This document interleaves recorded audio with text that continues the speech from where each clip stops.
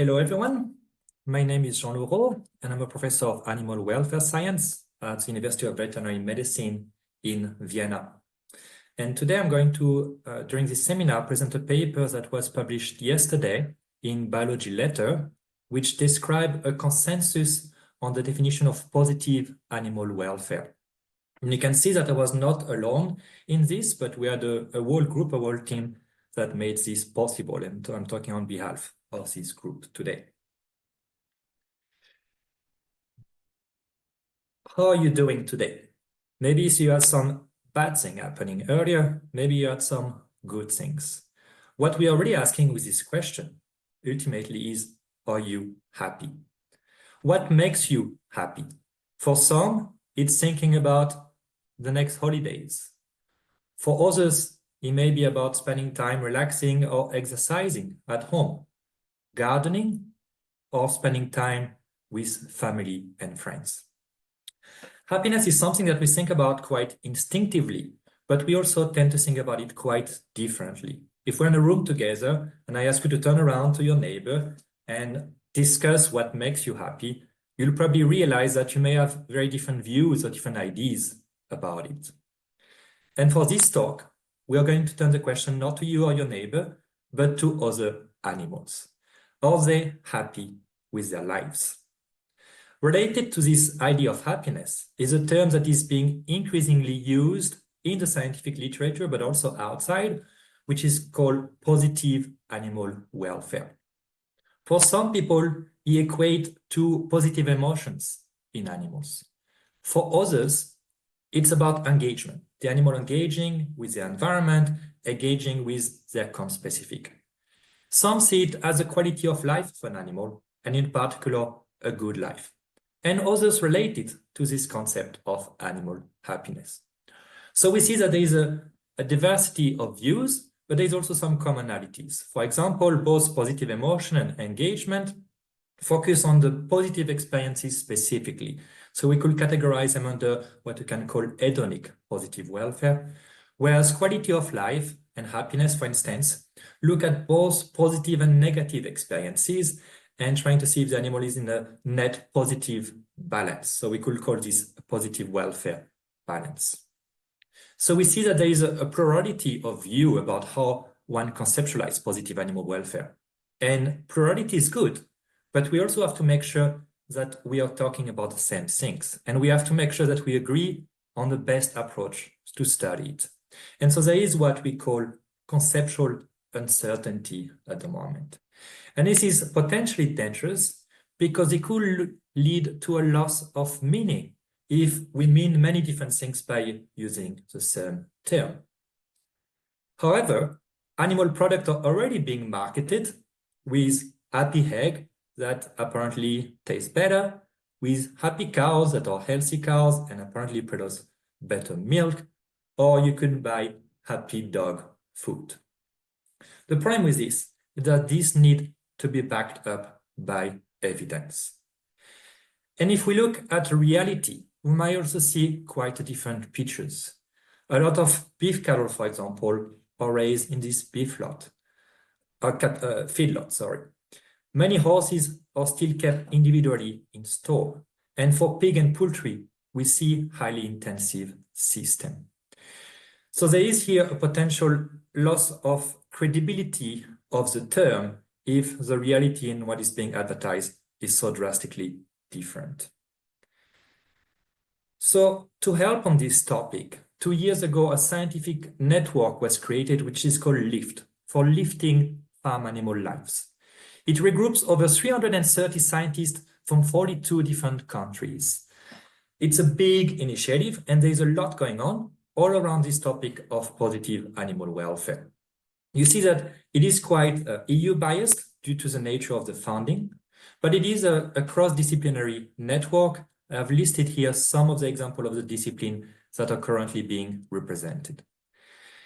And the aim of this research network are to clarify the concept of positive animal welfare, to identify scientific method to study it, as well as validate indicators that could be used on farm to assess positive animal welfare.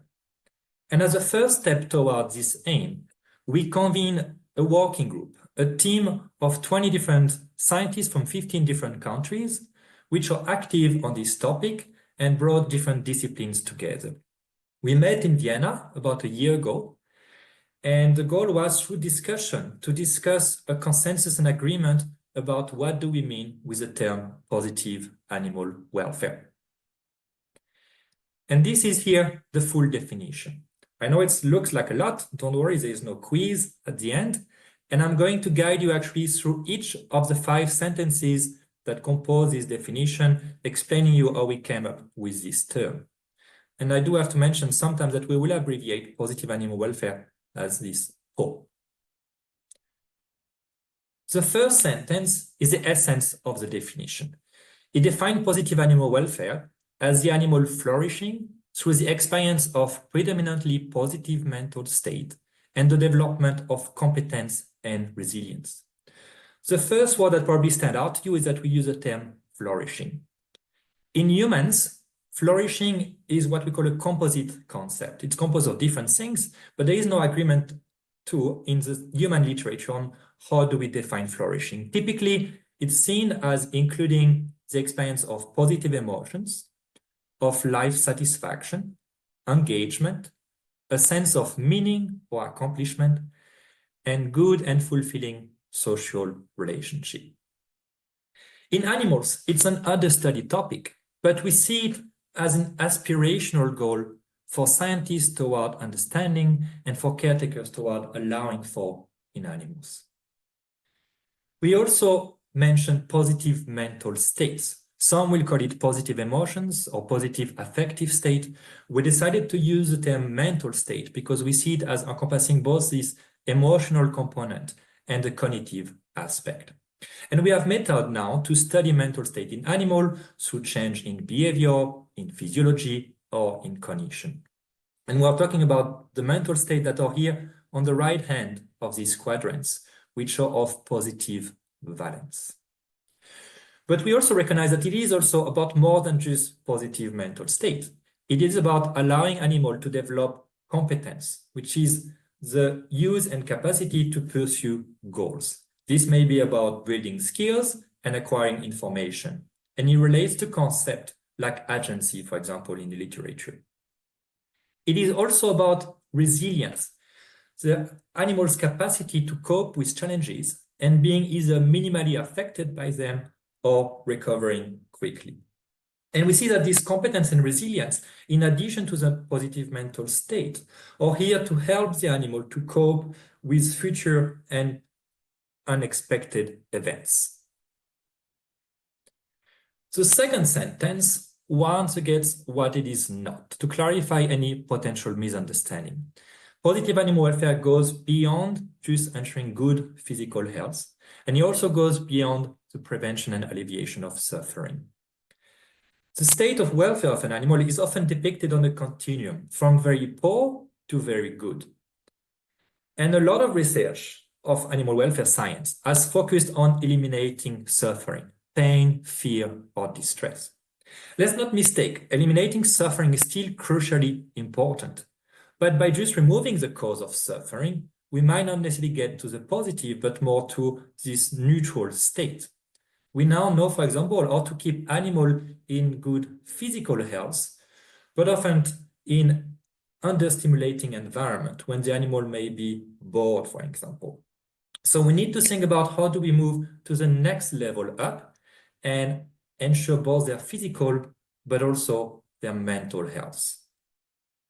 How do we get to this next level up? We describe a bit of this in the third sentence. It's about offering animal rewarding experiences, about providing them with choice, and opportunity to pursue goals. You can see, for example, in this video, those pigs experiencing this, expressing this species-specific behavior. They are digging, they are foraging.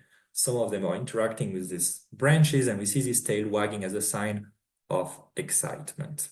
So it is about providing for this type of experiences. In the fourth sentence, we highlight that there might also be individual differences that one need to consider. For example, pig seeking belly rubbing, when we see some pigs that really like it all the time. They seem to never quite get enough of it. Others, it may depend on the day, and some others may be more shy. This may be for different reasons, different factors. This may be genetic, for example, breed differences. It could be due to different previous experience. But we have to acknowledge that different individuals might have different ability to achieve positive animal welfare, and we need to suit their needs.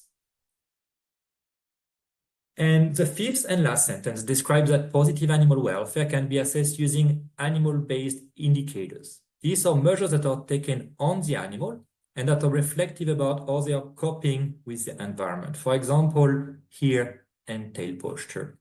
There's a lot of research at the moment to identify animal-based indicators of positive animal welfare and also to validate them.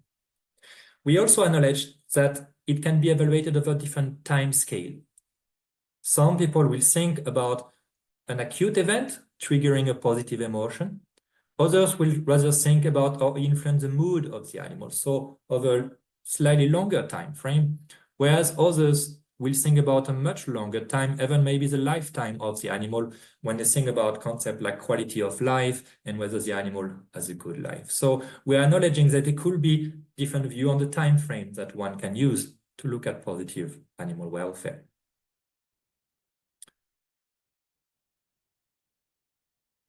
Now we got the definition. That's good, right? But why does this matter? Why is it important? One may think about many different reasons. I selected three that I think are particularly important to this topic. The first one is that we are using close to 100 billion farm animals per year. And that's just the terrestrial farm animal. I'm not even including fish and other species in there. That's a lot of animals. Did you know, for example, that chickens are the most abundant bird on the planet? There are more chickens than there are sparrows. But at the same time, this picture illustrates quite well that there is still a lot that we can improve, because this is how the majority of chickens are being raised nowadays.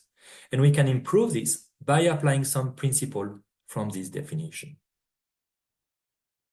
The second reason is that aiming for positive animal welfare is actually turning the question around. Most studies to date have focused on reducing negative outcomes like stress, injuries, or disease. A study, for example, shows that providing 20 grams of straw per day per pig is enough to prevent them from biting each other's tail. But another study shows that you need to provide up to 250 grams of straw per pig per day, so 10 times more, to actually satisfy their need to explore. So we see that asking the question from a positive standpoint can lead to different results, because it's not about how to stop or avoid problems, but it becomes about how to satisfy the animal. And we see this as raising the bar for animal care. This definition also most closely aligns with societal expectation. If you stop someone in the street and ask them, a typical person, what do they think about animal welfare? How do they conceptualize it? They will probably agree that we should not make animals suffer. But for most people, or all people, this is common sense, right? This is a strict minimum. And they will probably also mention something about providing animals with positive experiences or a good life. So we see actually this definition aligning more closely with societal expectation about our duty toward animals and how do we expect to treat and care animals. And as David Fraser put it, we should not forget that animal welfare science is a socially mandated science. It was created to actually address concern by some part of society about how we treat and care for animals. And today this is recognizing that society that changed from considering animal surviving to animal striving. And if we think about it, you, me, we think about our own well-being, I think we can recognize too that it is the positives that keep us going in life. So the next time that you see an animal and you ask yourself, how are they doing? Are they truly happy? Let's make this answer a resounding yes. With this, I want to thank the founder that allows this work. I also want to thank especially my co-authors who made this possible. It was an incredible challenge, but we made it. And if you're interested to learn more about the lift, I placed here a QR code that links to the website. Any scientist is welcome to join. It's free, and we particularly welcome people with different expertise or different discipline.